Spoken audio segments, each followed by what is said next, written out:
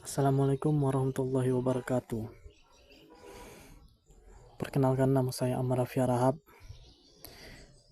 Saya dari kelas 12 MIPA Inti.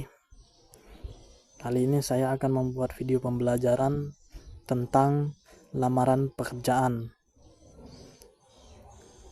atau teks tentang lamaran pekerjaan. Pengertian surat lamaran pekerjaan. Maksud dari surat lamaran pekerjaan adalah surat dari calon karyawan kepada calon atasan. Isi surat lamaran pekerjaan adalah berupa permintaan agar dirinya diberi pekerjaan oleh calon atasan tersebut.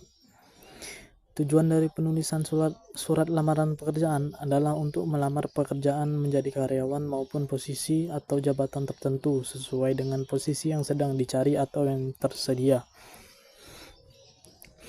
Surat lamaran pekerjaan sifatnya pribadi atau formal atau resmi.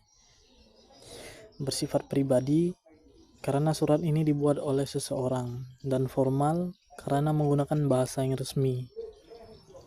Setelah itu, fungsi utama dari surat lamaran pekerjaan adalah tanda tertulis sebagai pengajuan permohonan pekerjaan. Lebih lanjut, beberapa fungsi dari surat lamaran pekerjaan adalah sebagai berikut. Sebagai alat komunikasi untuk diberikan informasi mengenai tentang identitas pelamar kerja.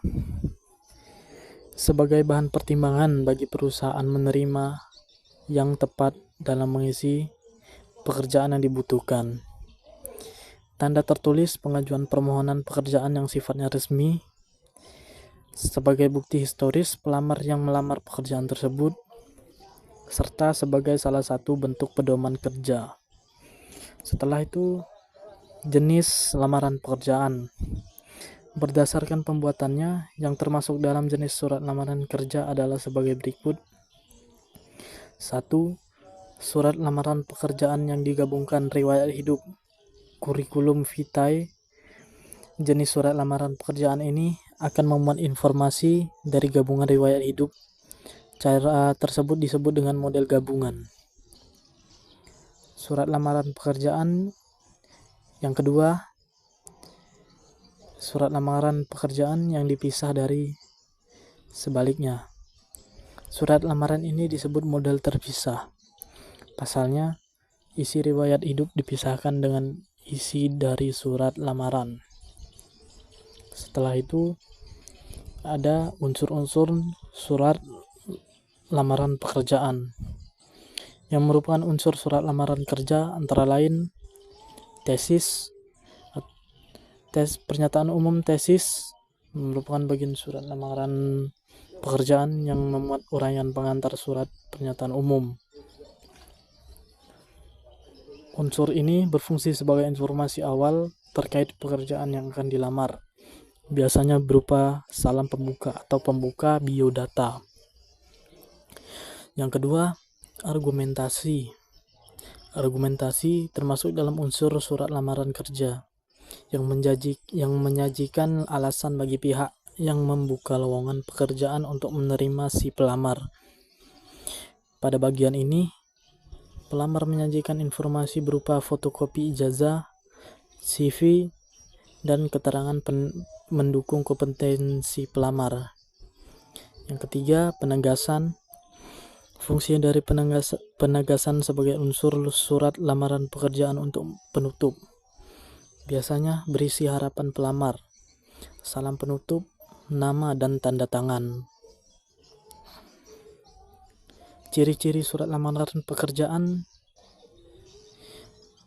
mempunyai ciri-ciri sebagai berikut, yaitu mempunyai bentuk yang menarik tapi tidak lebay, lalu menggunakan bahasa yang menarik tapi tetap formal dan sopan. Setelah itu menggambarkan kemampuan pelamar, dan terakhir yaitu tepat pada sasaran. Setelah itu ada struktur surat lamaran pekerjaan secara umum. Gambaran sistematika adalah surat lamaran pekerjaan adalah sebagai berikut. 1. Tanggal dan tanggal surat tanggal dan pembuatan surat ditempatkan di sebelah pojok kanan surat dan tidak diikuti titik. Contohnya, Jakarta, Maret 2023. Yang kedua, lampiran dan hal. Penulisan kata lampiran dan hal tidak perlu disingkat, sedangkan kolom angka dalam kolom lampiran ditulis menggunakan huruf. Contoh, lampiran 4 bulan, hal pemberitahuan. Dan yang ketiga yaitu alamat surat. Hal yang perlu diperhatikan dalam penulisan alamat surat dalam surat lamaran kerja meliputi penulisan alamat disarankan tidak lebih dari 3 baris. Sebisa mungkin jabatan tidak ditulis menggunakan jenis kelamin seperti bapak atau ibu. Tulisan jalan di alamat tidak boleh disingkat. Masing-masing akhirnya barisnya tidak menggunakan titik. Contoh,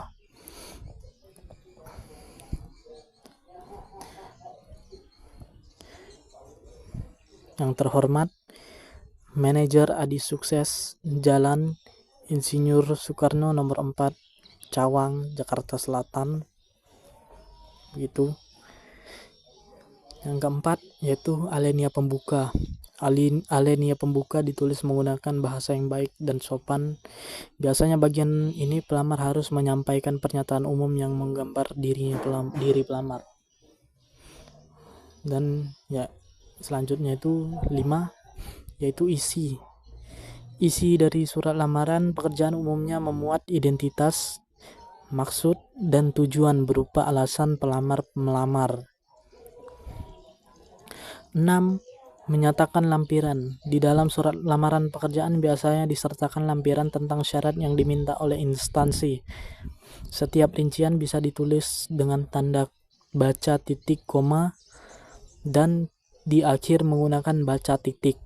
Contoh, fotokopi ijazah yang sudah dilegalisir menggunakan titik koma. Fotokopi kartu tanda penduduk itu juga menggunakan titik koma. Yang ketujuh, penutup. Isi penutup surat sebaiknya menunjukkan rasa terima kasih dan keantusiasan dan harapan pelamar kepada instansi agar diterima kerja. Contoh, demikian surat lamaran pekerjaan ini yang saya buat. Lamaran besar harapan saya agar bisa dapat menjadi bagian dari perusahaan ABC. Yang kedelapan, salam penutup.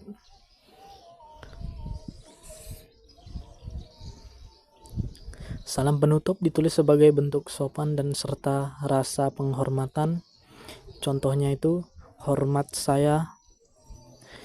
Dan yang kesembilan yaitu tanda tangan dan nama tanda tangan.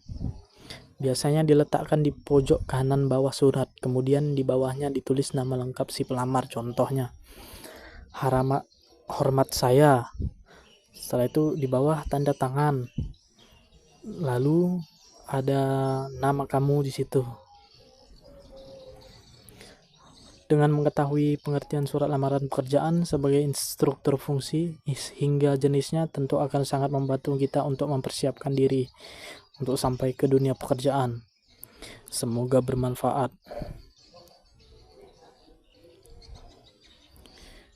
Assalamualaikum warahmatullahi wabarakatuh.